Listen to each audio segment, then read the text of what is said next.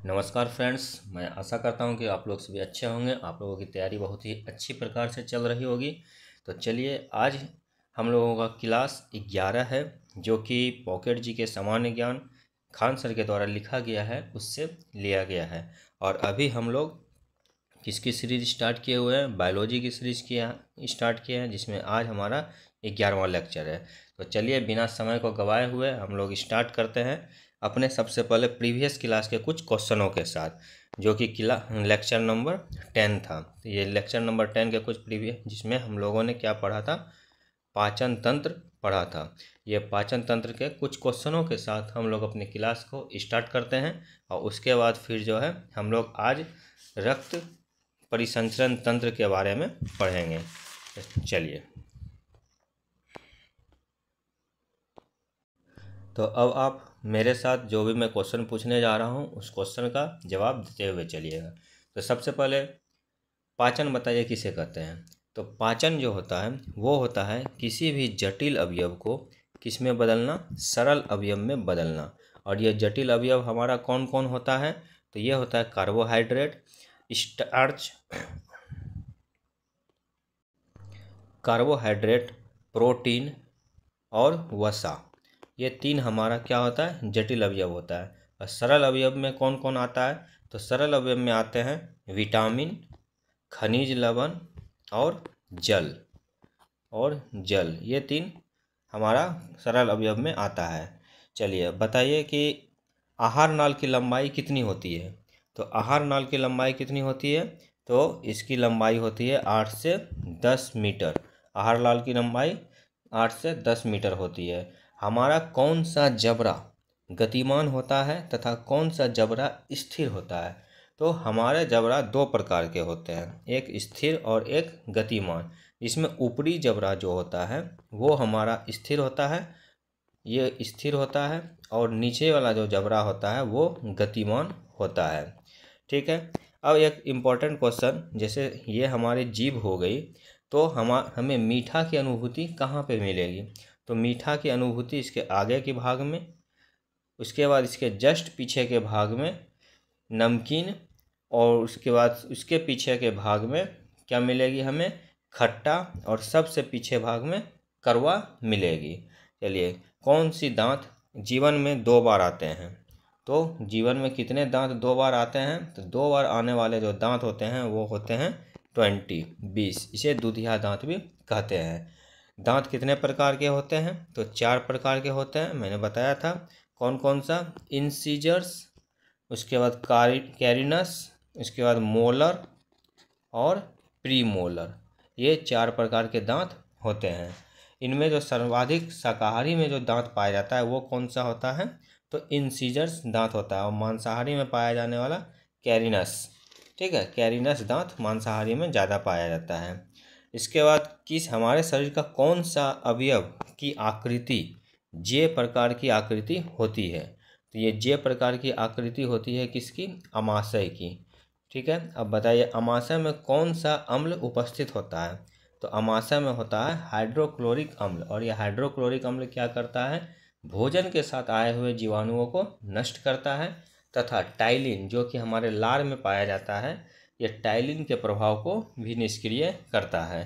ठीक है। अब हमारी बताइए, छोटी आंत जो होती है, छोटी आंत की लंबाई कितनी होती है? तो छोटी आंत की लंबाई 4.5 मीटर होती है।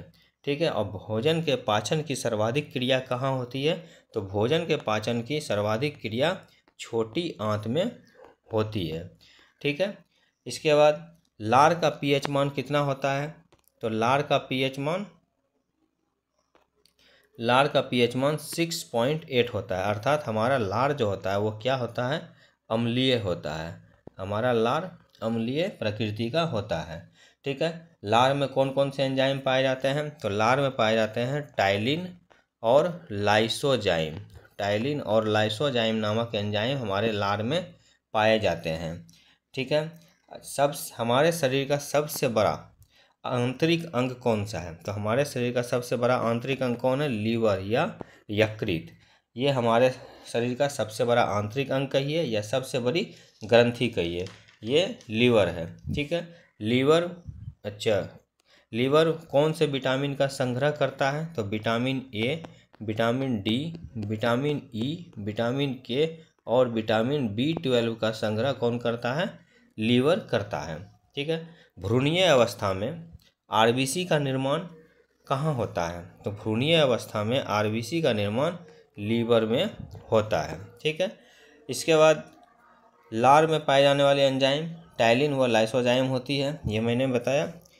लार में मिला हुआ भोजन को क्या कहते हैं? तो लार में मिला हुआ भोजन को बोलस कहते हैं। लार में मिला हुआ भोजन क्या कहलाता है? तो बोलस कहलाता है। ठीक। पाचन के सबसे अंतिम क्रिया कौन होती है? तो पाचन की सबसे अंतिम क्रिया जो होती है वो होती है इजेशन। क्या होती है? इजेशन या बहिक्षेपण। ठीक है। पाचन के सबसे अंतिम क्रिया इजेशन होती है। पीलिया से कौन सा अंग प्रभावित होता है? तो पीलिया रोग से हमारा लीवर अंग प्रभावित होता है। डायरिया से कौन सा अंग प्रभावित होता है? तो डायरिया से बड़ी आंत। डायरिया से कौन प्रभावित होता है? तो डायरिया से बड़ी आंत प्रभावित होती है। तो दोस्तों ये थे हमारे कुछ प्रीवियस क्लास के क्वेश्चन थे, जिससे कि आप लोग बहुत अच्छे से आंसर किए होंगे, मैं ऐसा आशा करता हूं। अगर आप लोग ऐसा नहीं किए तो प्लीज़ आप पिछले क्लास को वीडियो को ज़रूर देखिए, उसके नोट्स को फिर से दोबारा पढ़ने की कोशिश कीजिए, उसे पढ़िए और फिर इसका जवाब दीजिए। तो चलिए अब हम लोग आज की क्लास को स्टार्ट करते हैं। आज का जो हमारा क्लास है ये है रक्त परिसंचरण तंत्र। रक्त परिसंचरण तंत्र अर्थात ब्लड सर्कुलेटिंग सिस्टम, कि हमारा ब्लड हमारे शरीर में किस प्रकार से सर्कुलेट होता है, कैसे कैसे सर्कुलेट होता है, तथा ब्लड के बाद कौन कौन सा अवयव ब्लड में रहता है, ब्लड में मिलता है, और वो फिर कैसे वो एनर्जी हमारे कोशिकाओं तक पहुंचता है और कोशिकाओं के माध्यम से हमारे शरीर को सारी ऊर्जा मिलती है। तो ये प्रक्रिया जो भी है ये कहलाती है ब्लड सर्कुलेटिंग सिस्टम या रक्त परिसंचरण तंत्र। तो ये ब्लड सर्कुलेटिंग सिस्टम के अध्ययन को कहते हैं क्या? एंजियोलॉजी। एंजियोलॉजी एंजियोलॉजी क्या होता है? तो ब्लड के सर्कुलेशन के सिस्टम का अध्ययन करना एंजियोलॉजी कहलाता है। और इसकी खोज किसने की थी? तो इसकी खोज की थी विलियम हार्वे ने। तो रक्त परिसंचरण तंत्र की खोज विलियम हार्वे ने की थी, इसलिए इस रक्त परिसंचरण तंत्र का फादर भी विलियम हार्वे को कहा जाता है। अब ये रक्त परिसंचरण तंत्र जो है ये दो प्रकार का होता है। एक होता है खुला परिसंचरण तंत्र, दूसरा होता है बंद परिसंचरण तंत्र। खुला परिसंचरण तंत्र में जो है रक्त की नलियाँ खुली हुई नलियों में बहती है, और बंद परिसंचरण तंत्र में रक्त बंद नलियों में बहता है। ठीक है। जो अल्प विकसित जीव होते हैं जिनका कि विकास सही ढंग से नहीं होता है, जैसे मोलास्का हो गए, आर्थ्रोपोडा हो गए, ये सब जो संघ के जो जीव होते हैं उनका विकास सही ढंग से नहीं होता है, ये अल्प विकसित जीव होते हैं। तो इनका जो परिसंचरण तंत्र होता है वो खुला परिसंचरण तंत्र होता है। वहीं अगर एनेलिडा संघ की बात की जाए तो इनका जो परिसंचरण तंत्र होता है वो बंद परिसंचरण तंत्र होता है। तो खुला परिसंचरण तंत्र किसमें होता है? आर्थ्रोपोडा संघ, मोलास्का संघ, इन सभी में खुला परिसंचरण तंत्र पाया जाता है। जबकि बंद परिसंचरण तंत्र सभी कशेरुक प्राणी और एनालिडा ग्रुप जो होते हैं उनमें बंद परिसंचरण तंत्र पाए जाते हैं। आर्थ्रोपोडा संघ जो कि कीट वर्ग कहलाता है, आर्थ्रोपोडा संघ के जो रंग का कलर होता है वो कैसा होता है? रंगहीन, अर्थात इसमें वर्णक अब्सेंट होते हैं। इसमें किसी भी प्रकार का कोई भी वर्णक नहीं पाया जाता है। तो जब वर्णक नहीं पाया जाएगा तो उसका कलर क्या होगा? रंगहीन हो जाएगा। फिर वहीं अगर मोलास्का संघ को देखा जाए तो मोलास्का संघ का जो रंग होता है वो नीला होता है। मोलास्का संघ का रंग नीला होता है। नीला किसके कारण होता है? तो हीमोसाइनिन वर्णक इसमें पाया जाता है। क्या पाया जाता है? हीमोसाइनिन वर्णक, और इसमें कॉपर भी प्रेजेंट होता है। ठीक है। तो जो मोलास्का संघ होता है जैसे घोंगा वगैरह हो गया, तो इसमें किस प्रकार का रंग पाया जाता है? किस कलर का रंग पाया जाता है? तो इनके रक्त का जो रंग होता है वो होता है नीला। और ये किस वर्णक के कारण होता है? तो हीमोसाइनिन वर्णक के कारण इनका रंग नीला होता है। ठीक है, तो दो प्रकार का हम लोगों ने परिसंचरण तंत्र देखा, एक खुला परिसंचरण तंत्र और दूसरा बंद परिसंचरण तंत्र। खुला परिसंचरण तंत्र में रक्त जो है ये खुली नलियों में बहता है, जबकि बंद परिसंचरण तंत्र में रक्त बंद नलियों में बहता है। आर्थ्रोपोडा ग्रुप और मोलास्का ग्रुप में कौन सा पाया जाता है? तो खुला परिसंचरण तंत्र पाया जाता है, जबकि जितने भी कशेरुक प्राणी हैं और एनालिडा ग्रुप जैसे केंचुआ वगैरह जिसमें आता है उसमें बंद परिसंचरण तंत्र पाया जाता है। आर्थ्रोपोडा में किस प्रकार का कलर पाया जाता है? आर्थ्रोपोडा ग्रुप में जो ब्लड का जो कलर होता है वो कैसा होता है? तो वो कलरलेस होता है। और वहीं अगर मोलास्का ग्रुप की बात की जाए तो उसका जो ब्लड का कलर होता है वो ब्लू होता है। और वो किसके कारण होता है? तो हीमोसाइनिन पिगमेंट या हीमोसाइनिन वर्णक के कारण होता है। वहीं अगर केचुआ के कलर की बात की जाए तो केचुआ का कलर कैसा होता है? लाल होता है। केचुआ का कलर लाल होता है। तो लाल किसके कारण होता है? हीमोग्लोबिन के प्रेजेंट के कारण होता है। ठीक है, तो ये ब्लड सर्कुलेटरी सिस्टम का अध्ययन क्या कहलाता है? तो ब्लड सर्कुलेटरी सिस्टम का अध्ययन कहलाता है एंजियोलॉजी। और इसके फादर कौन थे? William Harvey. रक्त परिसंचरण तंत्र की खोज किसने की थी? तो विलियम हार्वे ने की थी। चलिए अब हम लोग देखते हैं जो हमारा है रक्त परिसंचरण तंत्र का एक मुख्य अंग है हृदय अर्थात हार्ट। तो हार्ट के अध्ययन को क्या कहा जाता है? तो हार्ट का अध्ययन कहलाता है कार्डियोलॉजी। हार्ट अर्थात हृदय के अध्ययन को क्या कहते हैं? कार्डियोलॉजी कहते हैं। अच्छा, हृदय अर्थात हार्ट का हमारे शरीर में पोजीशन कहाँ है? तो दोनों फेफड़ों के बीच में बाईं ओर है। ठीक है, कहते हैं ना कि दिल हमारे बाईं ओर होता है, तो ये दोनों फेफड़ों के बीच बाईं ओर होता है। ये पूरा एग्जैक्ट बाईं ओर नहीं होता है। ये जैसे ये हमारा फेफड़ा हो गया तो दोनों फेफड़ों के बीच में एग्जैक्ट यहाँ पे बाईं ओर होता है। ऐसा नहीं कि यहाँ पे होता है, नहीं, यहाँ पे होता है। दोनों फेफड़ों के बीच बाईं ओर होता है। और इसकी संरचना जो होती है वो कैसी होती है? बंद मुट्ठी के आकार की इसकी संरचना होती है। और इसके चारों ओर एक प्रकार का आवरण पाया जाता है जिसे हृदय आवरण या पेरिकार्डियम कहते हैं। तो हृदय के चारों ओर एक प्रकार का आवरण पाया जाता है, उसे क्या कहते हैं? पेरिकार्डियम। और हमारे हृदय का पोजीशन क्या है? तो दोनों फेफड़ों के बीच बाईं ओर ये पाया जाता है। हृदय के अध्ययन को क्या कहा जाता है? तो कार्डियोलॉजी हृदय के अध्ययन को कहा जाता है। इसके अगर औसत भार की बात की जाए तो ये 280 ग्राम एवरेज इसका भार होता है, जिसमें पुरुषों में लगभग 300 ग्राम और महिला का हृदय का वजन 250 ग्राम तक होता है। हृदय की पेशियां संरचना के आधार पर कैसी होती है?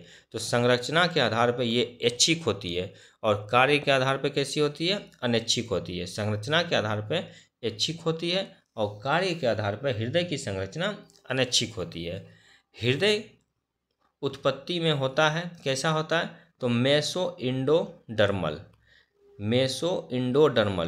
हृदय उत्पत्ति में कैसा होता है? Meso endodermal. अब देखिए हमारे हृदय में वाल्व पाए जाते हैं। ठीक है, तो हमारे हृदय में वाल्व या कक्ष या इसको कोष्ठ भी कह सकते हैं। और इसमें क्या है कि ऑरिकल और वेंट्रिकल पाया जाता है। ठीक है, इसमें हमारा ऑरिकल और वेंट्रिकल पाया जाता है। तो मछली के हृदय में जो कोष्ठक या कक्ष की संख्या होती है वो 2 होती है, अर्थात इसमें एक ऑरिकल और एक वेंट्रिकल पाया जाता है। ऑरिकल का मतलब हो गया आपका आलिंद, ठीक है, आलिंद, और वेंट्रिकल का मतलब हो गया नीलय। तो मछली के हृदय में 2 कोष्ठक पाए जाते हैं, एक आलिंद और एक नीलय, अर्थात एक ऑरिकल और एक वेंट्रिकल। वहीं अगर उभयचर की बात करें तो उभयचर में 3 कोष्ठक पाए जाते हैं, 2 आलिंद और एक नीलय। सरीसृप वर्ग में 4 अपूर्ण कक्ष पाए जाते हैं।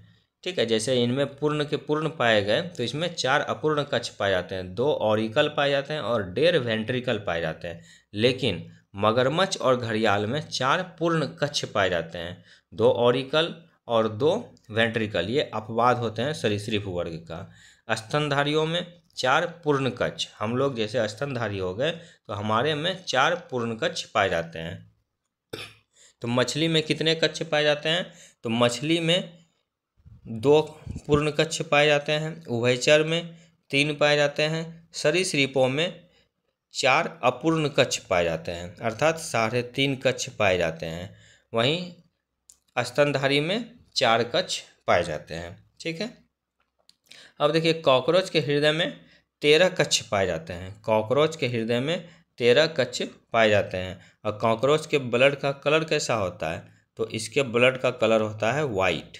ठीक है। केंचुए के हृदय में कितना कक्ष पाया जाता है? तो 4 जोड़ी केंचुए के हृदय में कक्ष पाया जाता है। और इसके ब्लड का कलर कैसा होता है? रेड, हीमोग्लोबिन के कारण।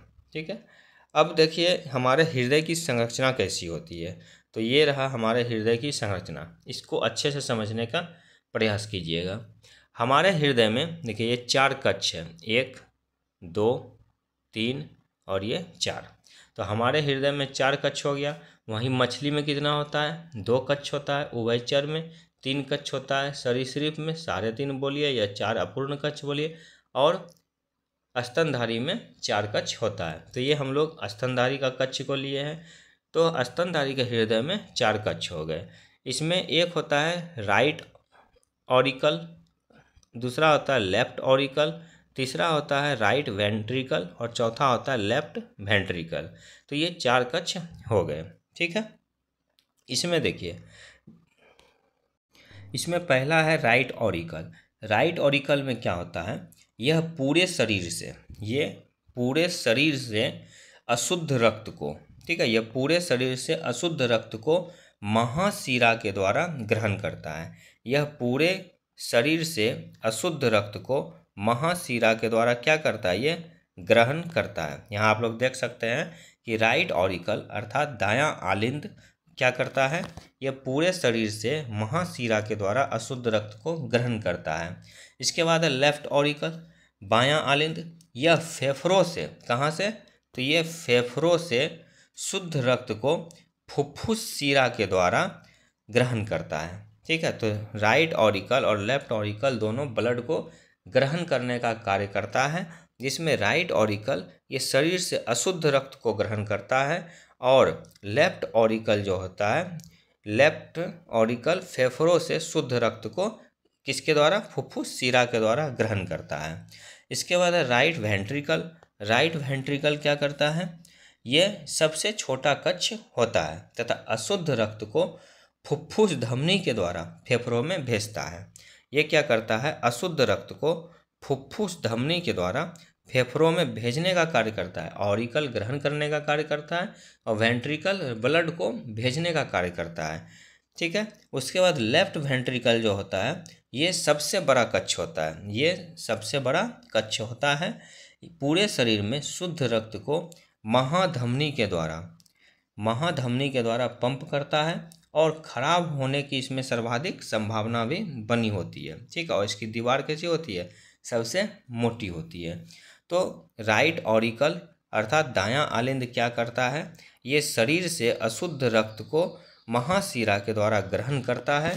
वहीं लेफ्ट ऑरिकल फेफड़ों से फुफ्फुस शिरा के द्वारा शुद्ध रक्त को ग्रहण करता है। राइट वेंट्रिकल अर्थात दायां नीलय ये क्या काम करता है कि फेफड़ों में फुफ्फुस धमनी के द्वारा अशुद्ध रक्त को भेजता है।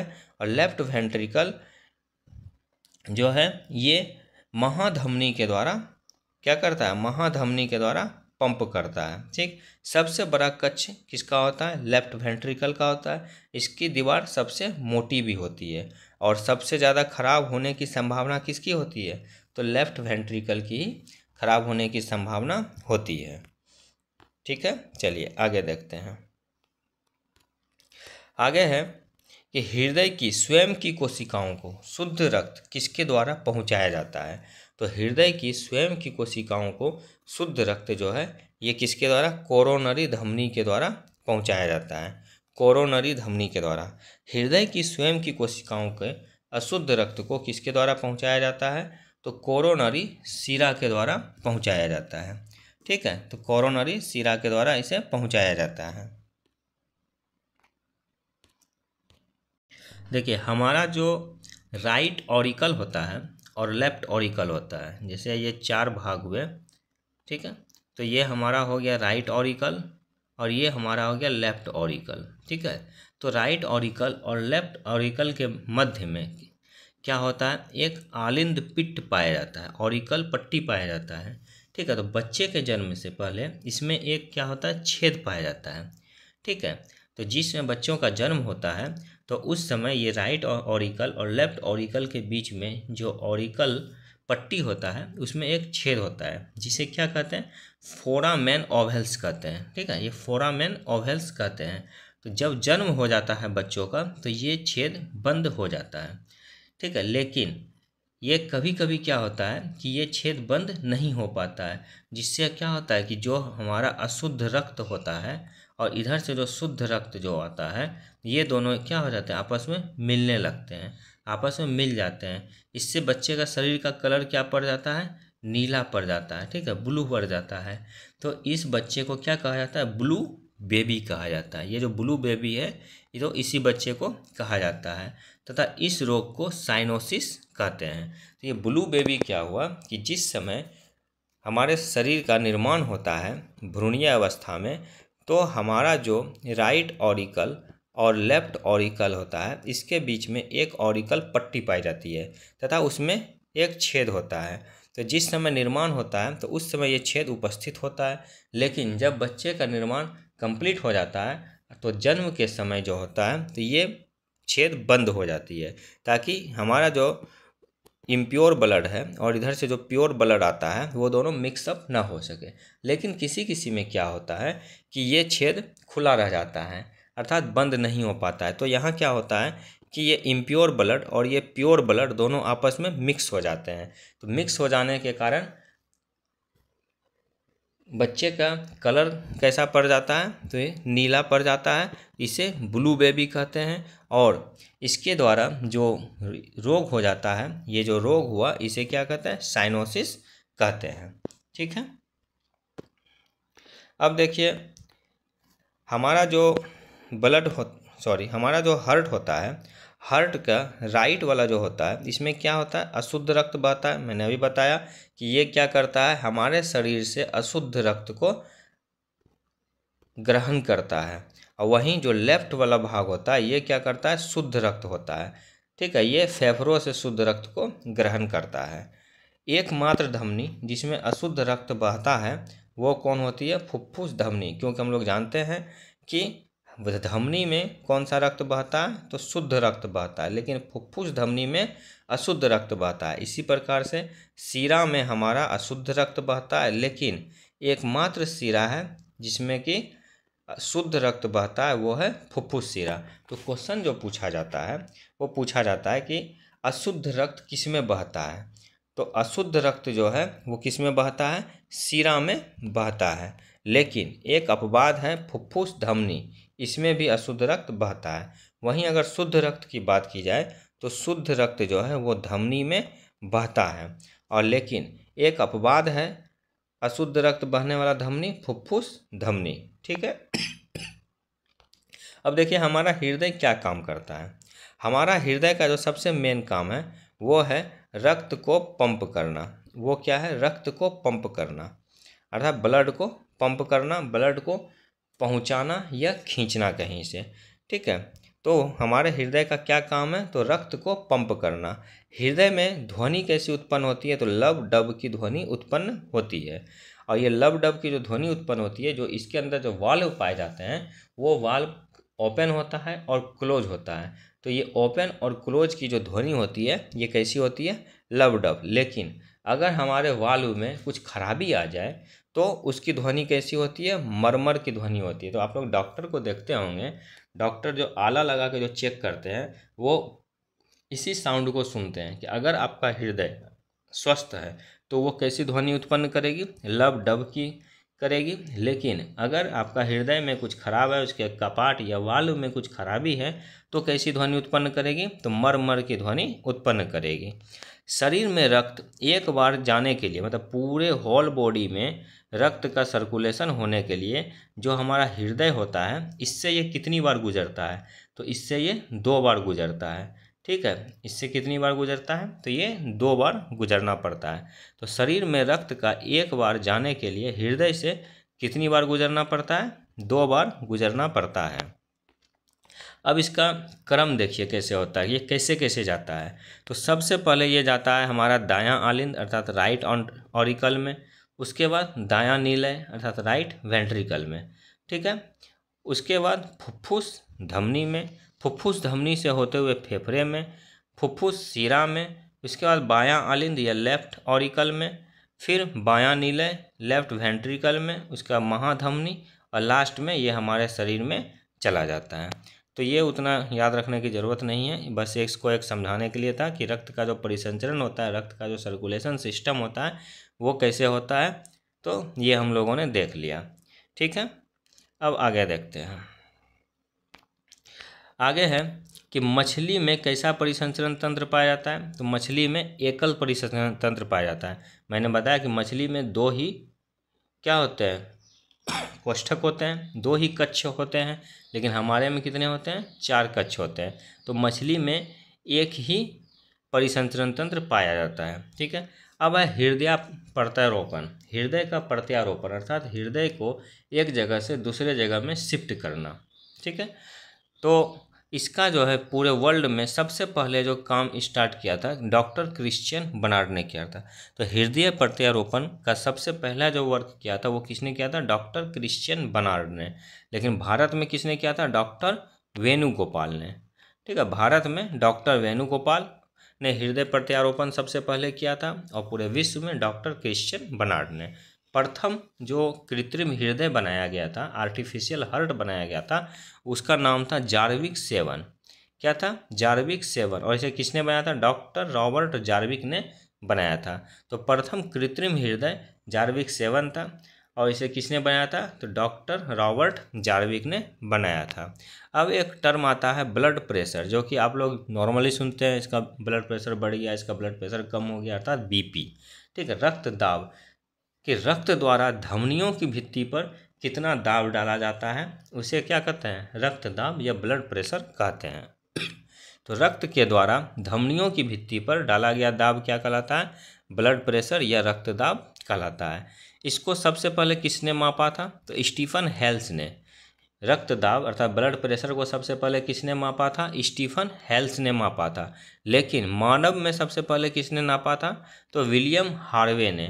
और ये विलियम हार्वे कौन थे, तो विलियम हार्वे रक्त परिसंचरण तंत्र के जो आविष्कारक थे, रक्त परिसंचरण तंत्र के जो फादर कहे जाते हैं एंजियोलॉजी के, वही थे ये विलियम हार्वे। तो इन्होंने ही सबसे पहले मानव पर रक्त दाब को मापा था। और ये रक्त दाब अर्थात ब्लड प्रेशर मापने वाली मशीन को क्या कहते हैं, तो स्फिग्नोमैनोमीटर। स्फिग्नोमैनोमीटर के द्वारा ही ब्लड प्रेशर मापा जाता है। और स्फिग्नोमैनोमीटर का आविष्कारक कौन थे, तो रीवा एंड रोसी थे।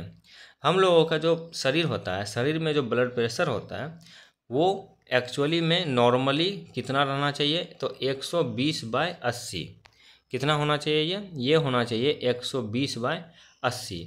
ऊपर होता है सिस्टोल प्रेशर और नीचे होता है डायस्टोल प्रेशर। ठीक है, तो 120 mm पारा का सिस्टोलिक प्रेशर और 80 mm पारा का डायस्टोलिक प्रेशर के अनुपात जो होता है, इसे हम लोग रक्तदाब कहते हैं। तो नॉर्मली जो होना चाहिए हमारा बीपी, बराबर 128 लिखा, हमारा जो नॉर्मली बीपी होना चाहिए वो होना चाहिए 120/80।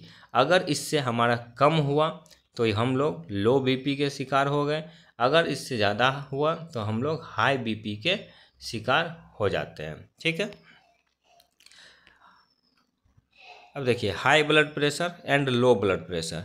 अगर आपका बीपी का वैल्यू 140/90 से ज़्यादा आता है, ठीक है, 140/90 से अगर ज़्यादा आता है तो आप हाई बीपी हो गया।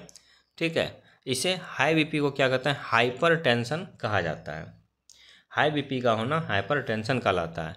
वहीं अगर आपका बीपी 110/70 से कम हो गया तो ये कहलाता है हाइपोटेंशन अर्थात लो ब्लड प्रेशर। तो हमारा जो नॉर्मल होता है वो होता है 120/80, और अगर 140/90 से ज़्यादा हो गया तो ये कहलाता है हाई बीपी, और 110/70 से अगर कम हो गया तो ये कहलाता है लो बीपी। ठीक, सोते समय जो हमारा जो ब्लड प्रेशर होता है वो क्या होता है, कम होता है, क्योंकि उस समय जो होता है जो रक्त का जो परिसंचरण होता है, हृदय का जो स्पीड होता है वो थोड़ा कम होता है, इसलिए उस समय क्या होता है, उसका वैल्यू कम हो जाता है, रक्तदाब कम होता है। अब हृदय स्पंदन दर अर्थात हार्ट ब्लड रेट, देखिए हमारा जो हृदय होता है उसमें संकुचन और शिथिलन दोनों काम होता है। ठीक है, तो हमारे हृदय में, हृदय की धड़कन में संकुचन और शिथिलन का कार्य होता है। तो यही संकुचन और शिथिलन का सम्मिलित रूप जो है क्या कहलाता है, हृदय की धड़कन कहलाता है। और हृदय की धड़कन को किससे मापा जाता है, तो स्टेथोस्कोप से मापा जाता है। और ये स्टेथोस्कोप जो होता है ध्वनि के परावर्तन के सिद्धांत पर कार्य करता है। अब ये ध्वनि की परावर्तन क्या है, तो आप लोग जानते हैं कि अगर इधर से कोई ध्वनि को भेजा जाता है तो यहाँ किसी मीडियम के द्वारा यहाँ टकरा के फिर उसी ध्वनि का लौटना क्या कहलाता है, ध्वनि का परावर्तन कहलाता है। ये हम लोग आगे अपनी जब फिजिक्स की सीरीज स्टार्ट करेंगे उसमें और अच्छे से पढ़ने का प्रयास करेंगे। तो यहाँ नॉर्मली समझिए कि ध्वनि का परावर्तन क्या होता है कि अगर ध्वनि को किसी माध्यम में भेजा जाता है तो वहाँ वो किसी दूसरे माध्यम से टकरा कर, किसी परावर्तक सतह से टकरा कर उस ध्वनि के वापस लौटने की क्रिया को क्या कहते हैं, ध्वनि का परावर्तन कहते हैं। तो ध्वनि के परावर्तन के सिद्धांत पर ही आधारित होता है स्टेथोस्कोप। स्टेथोस्कोप का यूज क्या किया जाता है, तो धड़कन को मापने में स्टेथोस्कोप का यूज किया जाता है। और इसके आविष्कारक कौन थे, तो रेटे लेनक इसके आविष्कारक थे। ठीक, रेटे लेनक। तो हमारा जो ब्लड प्रेशर है वो नॉर्मली कितना होना चाहिए, 120/80 होना चाहिए। अगर 140/90 से अगर ज़्यादा हो जाता है तो हमारा क्या है, हाई बीपी हो गया। और अगर 110/70 से कम हो जाता है तो लो बीपी कहलाता है। ठीक है, अब देखिए हमारा जो हार्ट ब्लड रेट है वो कितना होता है, तो 72 बार प्रति मिनट। हार्ट ब्लड का रेट कितना होता है, 72 बार प्रति मिनट। अर्थात हमारा जो हार्ट है वो कितनी बार धड़कता है, तो 1 मिनट में 72 बार धड़कता है। लेकिन जिस समय बच्चे का जन्म होता है उस समय उस बच्चे का हृदय जो है 120 बार धड़कता है। भ्रूणीय अवस्था में सबसे ज़्यादा कितना, 140 से 155 बार प्रति मिनट। अब प्रौढ़ावस्था अर्थात वृद्धावस्था में 60 बार प्रति मिनट की धड़कता है। तो एक स्वस्थ शरीर में जो कि नॉर्मली एडल्ट होते हैं उसके शरीर में 72 बार प्रति मिनट हृदय धड़कता है। बच्चों में 120 बार प्रति मिनट। भ्रूणीय अवस्था में सबसे ज़्यादा 140 से 155 बार प्रति मिनट। और बूढ़े में अर्थात वृद्धावस्था में 60 बार प्रति मिनट हमारा हृदय धड़कता है। एक टर्म आता है टेकीकार्डिया। टेकीकार्डिया क्या होता है कि जब हमारा हार्ट ब्लड रेट, जैसे अभी हमारा नॉर्मल हार्ट ब्लड रेट कितना होना चाहिए, 72 होना चाहिए, लेकिन जब हमारा हार्ट ब्लड रेट 72 ना होके 78 बार प्रति मिनट से बढ़ जाता है। ठीक है, जैसे हमारा नॉर्मली जो हार्ट ब्लड रेट होना चाहिए वो 72 बार होना चाहिए, लेकिन अगर ये हार्ट ब्लड रेट 78 बार प्रति मिनट से ज़्यादा बढ़ जाता है तो उसी को कहते हैं टेकीकार्डिया। ठीक, हृदय स्पंदनों की उत्पत्ति रूपांतरित हृदय पेशियों द्वारा होती है जिन्हें क्या कहा जाता है, ऐसे नोड कहा जाता है। इसी ऐसे नोड को पेस मेकर भी कहा जाता है। ठीक है, तो हृदय स्पंदनों अर्थात जो ब्लड रेट होता है, ठीक है, हार्ट ब्लड रेट होता है, उसकी उत्पत्ति रूपांतरित हृदय पेशियों द्वारा होती है। उसे क्या कहा जाता है, ऐसे नोड कहा जाता है। इसी ऐसे नोड को पेसमेकर भी कहा जाता है या हार्ट ऑफ हार्ट अर्थात हृदय का हृदय भी कहा जाता है। ये ऐसे नोड को क्या कहा जाता है, हृदय का हृदय। और एक होता है एवी नोड, इसे पेसमेकर 2 भी कहा जाता है। ठीक है, अब हृदय स्पंदों का क्रम, तो सबसे पहले ऐसे नोड, फिर एवी नोड में, फिर बंडल ऑफ हिंज और फिर लास्ट में पुरकिंजे फाइबर, ये इनका क्रम होता है। कृत्रिम पेसमेकर जो होता है ये किसका बना होता है, तो ये सिलिकॉन का बना होता है। कृत्रिम पेसमेकर किसका, आर्टिफिशियल पेसमेकर किसका बना होता है, तो सिलिकॉन का बना होता है। और इसमें डीसी करंट का उपयोग किया जाता है।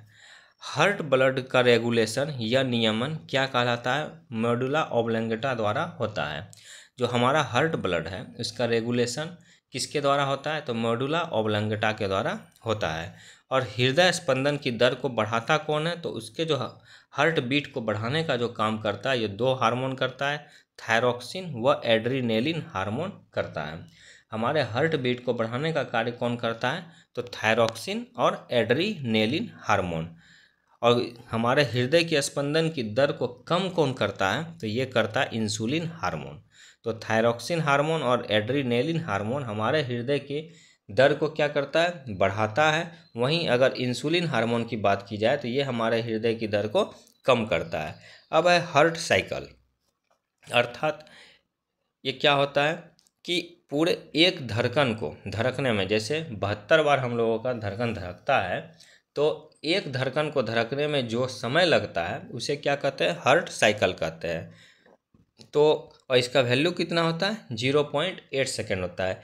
एक मिनट में 60 सेकेंड होता है। हमारा एक मिनट में कितनी बार धड़कता है? तो 72 बार धड़कता है। तो अगर इस 60 को 72 से डिवीजन किया जाए तो 0.8 आता है। ठीक है, 12 पंचे 60, 12 छक 72, 6 से अगर 5 को भाग दिए, 6 अट्ठे 48, 2 बचा, मतलब 0.8 आता है। ठीक है, तो हमारा हार्ट साइकिल कितना होता है? 0.8 सेकेंड का होता है। प्रति धड़कन जो होता है हृदय, मतलब एक बार जब वो धड़कता है तो वो 70 मिलीलीटर रक्त को पंप करता है। ठीक है, जब एक बार हृदय धड़कता है तो वो 70 मिलीलीटर रक्त को पंप करता है। तो एक मिनट में वो कितना करता है? 72 बार करता है। और कितना? तो 70 मिलीलीटर पंप करता है एक बार में, तो 72 बार वो करेगा एक मिनट में, अर्थात 50-140 मिलीलीटर या 5 लीटर प्रति मिनट ब्लड को ये पंप करता है। इसलिए कहा जाता है कि एवरेज जो ब्लड होना चाहिए वो हमारे शरीर में 5 से 5.5 लीटर होता है। ठीक है, तो ये ब्लड जो है कितना करता है एक बार में?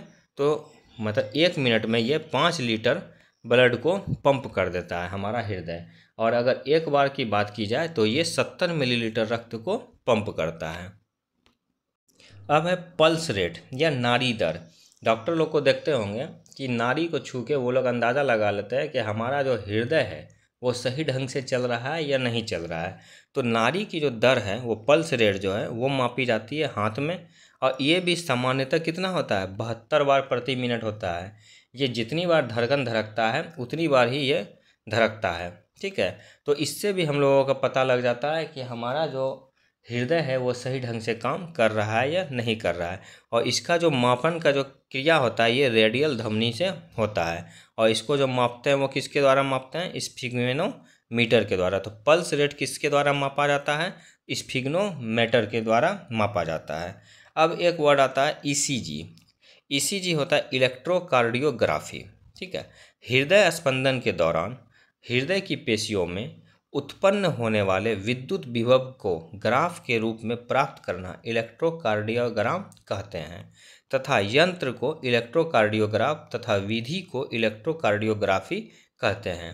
ठीक है, इलेक्ट्रोकार्डियोग्राफी क्या हुआ कि जब हम लोगों का हृदय स्पंदन अर्थात ब्लड जो है हार्ट में जो ब्लड रेट होता है, तो उस ब्लड रेट को कि कितना वो पंप कर रहा है, सही ढंग से पंप कर रहा है या नहीं कर रहा है, तो उसका एक ग्राफ तैयार होता है।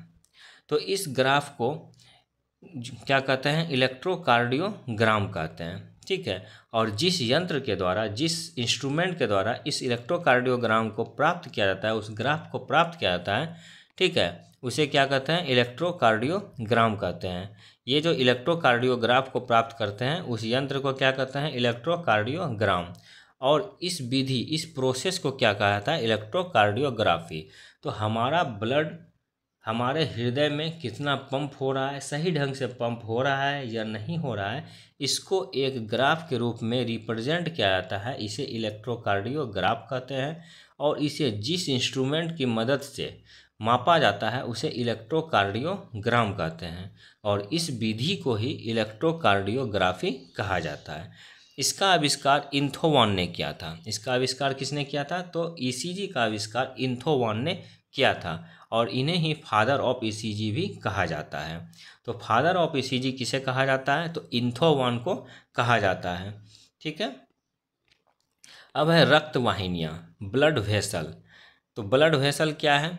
ये देखिए, हमारा हृदय में धमनी और शिरा दो पाया जाता है। मैंने बताया था धमनी और शिरा। ये धमनी अर्थात आर्टरी क्या करता है? रक्त को हृदय से अंगों में पहुंचाता है। और इसमें कौन सा ब्लड रहता है? तो ऑक्सीजनेटेड ब्लड रहता है, अर्थात शुद्ध रक्त होता है। तो हमारे धमनी में किस प्रकार का ब्लड पाया जाता है? हमारे धमनी में शुद्ध रक्त पाया जाता है, ऑक्सीजनेटेड ब्लड पाया जाता है। लेकिन एक होता है फुफ्फुस धमनी, इसमें अशुद्ध रक्त होता है।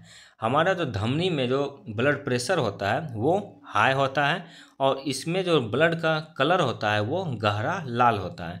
वहीं एक होता है सीरा। अगर सीरा की बात की जाए तो ये क्या करता है? रक्त को अर्थात ब्लड को अंगों से हृदय में पहुंचाता है।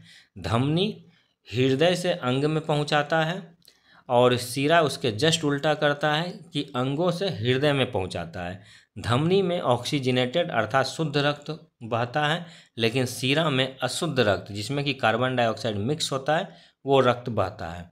धमनी में ब्लड प्रेशर हाई होता है जबकि सीरा में ब्लड प्रेशर क्या होता है? लो होता है। धमनी में जो रंग रक्त बहता है उसका जो रंग होता है वो कैसा होता है? गहरा लाल होता है, क्योंकि ये शुद्ध होता है। वहीं अगर सीरा में जो ब्लड होता है उसका कलर बैंगनी या नीला रंग लिए हुए लाल होता है, प्योर लाल नहीं होता है, उसमें हल्का बैंगनी या नीला रंग मिक्स होता है। ठीक है।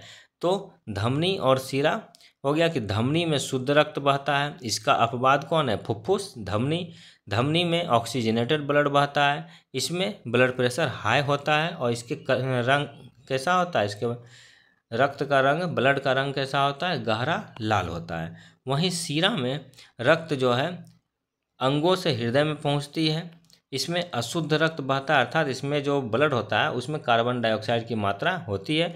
इसके अपवाद की बात की जाए तो फुफ्फुस सीरा, क्योंकि फुफ्फुस सीरा में जो है शुद्ध रक्त बहता है। और सीरा का ब्लड प्रेशर लो होता है, इसमें जो ब्लड पाया जाता है उसका कलर हल्का बैंगनी या नीला रंग लिए हुए लाल कलर का होता है। एक होता है कैपिलरी या केशिका। केशिका क्या होता है कि धमनी व सीरा को मिलाने वाली रक्त वाहिनी होती है। ठीक है। केशिका धमनी और सीरा को मिलाने वाली क्या होती है? रक्त वाहिनी होती है। इसमें शुद्ध और अशुद्ध रक्त दोनों पाए जाते हैं। धमनी में शुद्ध रक्त और सीरा में अशुद्ध रक्त, और कैपिलरी में दोनों पाए जाते हैं। ठीक है। अब देखिए, पोस्टमार्टम के लिए जो हम लोग का जो ब्लड का सैंपल लिया जाता है वो लिया जाता है यही सीरा से, जो ब्लड का सैंपल होता है इसे लिया जाता है, अर्थात अशुद्ध रक्त को लिया जाता है।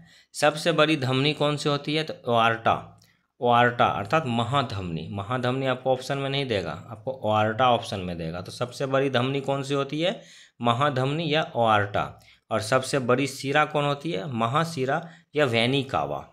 कौन सी? वेनी कावा। सबसे बड़ी धमनी ओआर्टा और सबसे बड़ी सीरा महासीरा अर्थात वेनी कावा होती है। तो दोस्तों, हम लोगों ने आज अपना रक्त परिसंचरण तंत्र जो है ब्लड सर्कुलेटरी सिस्टम चैप्टर को कंप्लीट किया। तो चलिए अब आप लोगों ने क्या पढ़ा, कुछ क्वेश्चन के द्वारा इसको समझने का प्रयास करते हैं। ठीक है। चलिए अब हम लोग कुछ क्वेश्चन लेते हैं और आप लोग इसका आंसर बताइएगा। तो सबसे पहले बताइए कि ब्लड सर्कुलेटरी सिस्टम कितने प्रकार का होता है? तो ब्लड सर्कुलेटरी सिस्टम जो होता है वो दो प्रकार का होता है। एक होता है ओपन ब्लड सर्कुलेटरी सिस्टम और दूसरा होता है क्लोज ब्लड सर्कुलेटरी सिस्टम। ये ओपन ब्लड सर्कुलेटरी सिस्टम जो है ये ऑर्थोपोडा या मोलास्का ग्रुप में पाया जाता है। वहीं अगर क्लोज का बात करें तो ये जितना भी कशेरुक जंतु है और साथ ही साथ एनालिडा वर्ग में ये क्लोज ब्लड सर्कुलेटरी सिस्टम पाया जाता है। आर्थ्रोपोडा के ब्लड का कलर कैसा होता है? रंगहीन होता है। इसमें किसी प्रकार का वर्णक नहीं पाया जाता है, जिसके कारण इसका कलर कैसा होता है? रंगहीन होता है। अब मैं थोड़ा स्पीड में बताऊंगा, आप लोग उसे ज़रूर सुनिए अच्छे से। उसके बाद मोलास्का में ब्लड का कलर कैसा होता है? तो मोलास्का में ब्लड का कलर ब्लू होता है। क्यों? क्योंकि इसमें होमोसाइनिन वर्णक उपस्थित होता है। यहीं अगर हम लोग एनालिडा ग्रुप जैसे केंचुआ हुआ, इसका ब्लड की बात करें या कशेरुक की ब्लड की बात करें तो इसका कलर कैसा होता है, तो लाल होता है, क्योंकि इसमें हीमोग्लोबिन पिगमेंट प्रेजेंट होता है। इसके बाद हम लोगों ने देखा हृदय को, अर्थात हार्ट को। हार्ट को हम लोगों ने देखा, हार्ट के अध्ययन को क्या कहते हैं, हार्ट का अध्ययन कहलाता है कार्डियोलॉजी। हार्ट का अध्ययन क्या कहलाता है, कार्डियोलॉजी। और हमारा हार्ट का पोजीशन कहाँ होता है, तो लेफ्ट साइड में होता है, दोनों फेफड़ों के मध्य बाईं ओर होता है। इसकी संरचना कैसी होती है, तो बंद मुट्ठी के आकार की इसकी संरचना होती है और इसके चारों ओर एक आवरण पाया जाता है जिसे पेरिकार्डियम कहा जाता है। अगर इसके वजन की बात की जाए तो इसका एवरेज वजन जो होता है वो होता है 280 ग्राम, जिसमें पुरुष में लगभग 300 ग्राम और महिला में लगभग 250 ग्राम की होती है। ठीक है। इसके बाद हम लोगों ने देखा कि मछली के हृदय में कितना पाया जाता है कोष्ठक, तो मछली में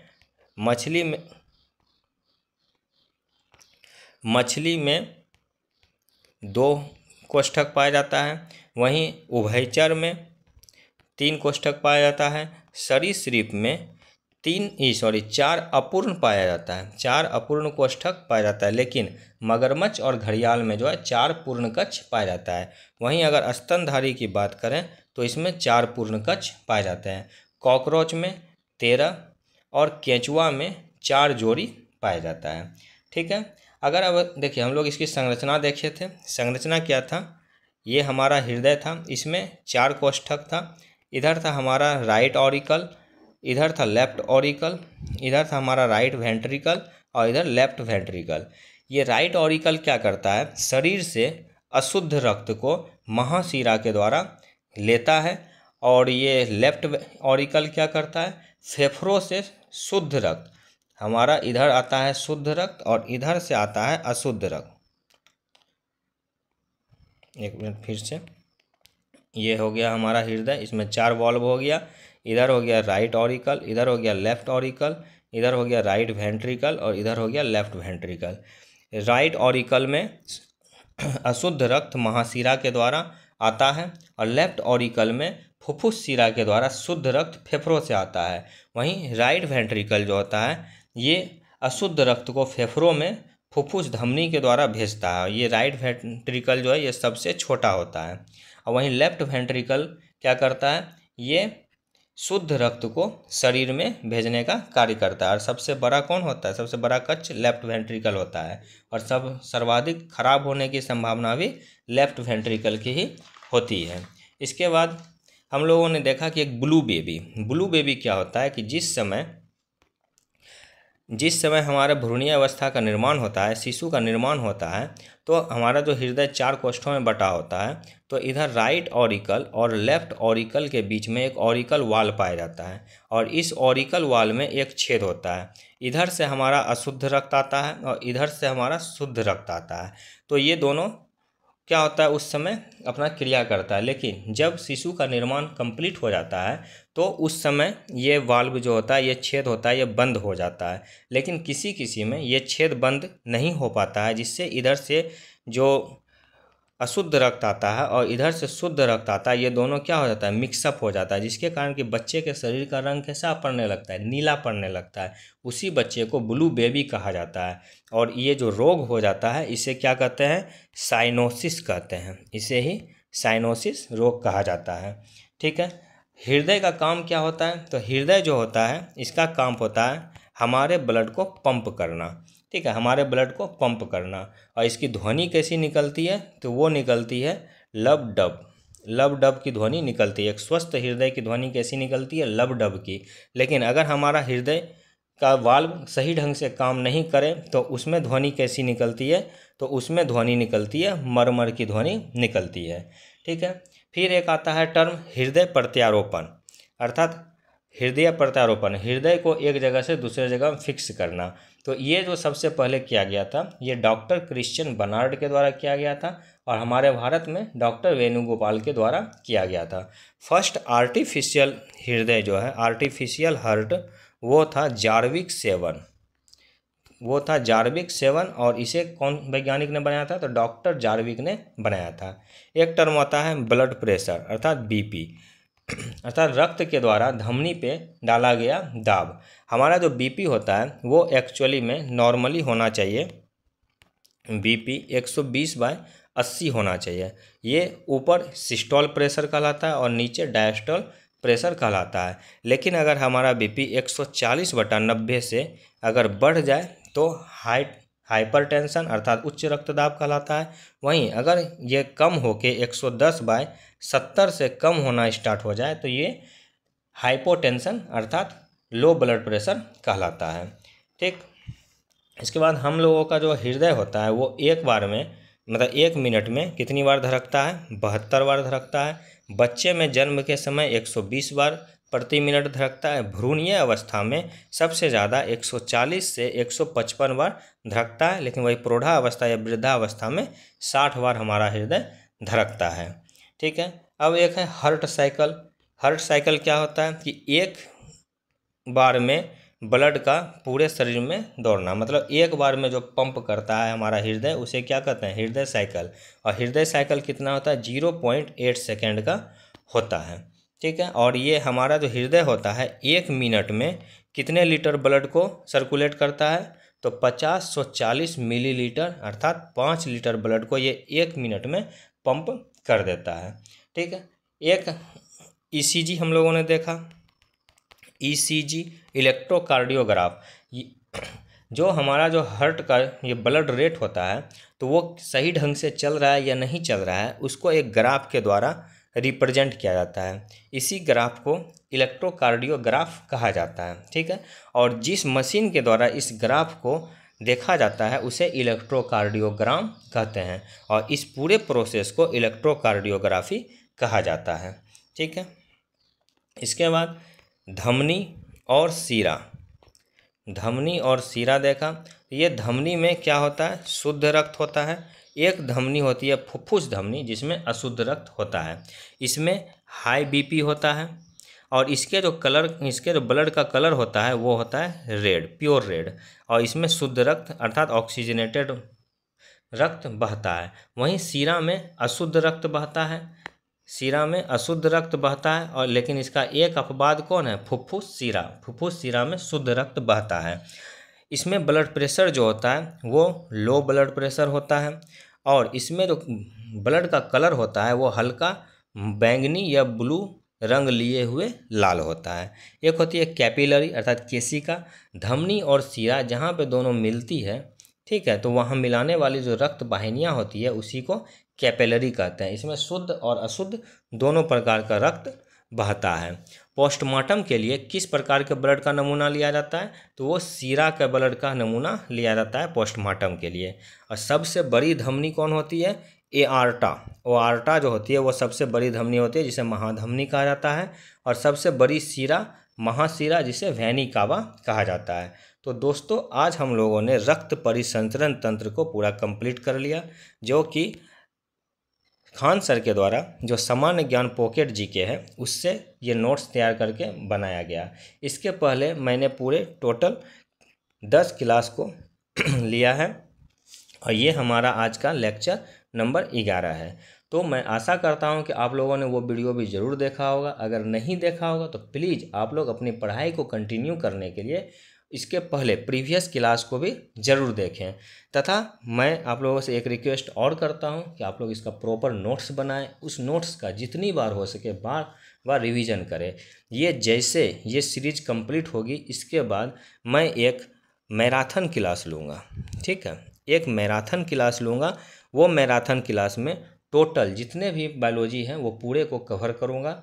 उसके बाद मैं फिजिक्स को स्टार्ट करूँगा। ठीक, और उसी बीच में ये बायोलॉजी का जो है मैराथन क्लास का पूरा आपको MCQ टाइप क्वेश्चन मिलेगा और वो आपको टेस्ट लगाना है। ठीक है, तो आप लोग पढ़ते रहिए, बने रहिए और अपनी तैयारी को आगे कंटिन्यू करते रहिए। मैं आशा करता हूँ कि आप लोग अच्छे से ही पढ़ रहे होंगे और आप लोग इसे शेयर ज़रूर करें अपने ज़रूरतमंद दोस्तों के साथ और अगर अच्छा लगे तो लाइक और सब्सक्राइब तो बनता है। चलिए, धन्यवाद, जय हिंद।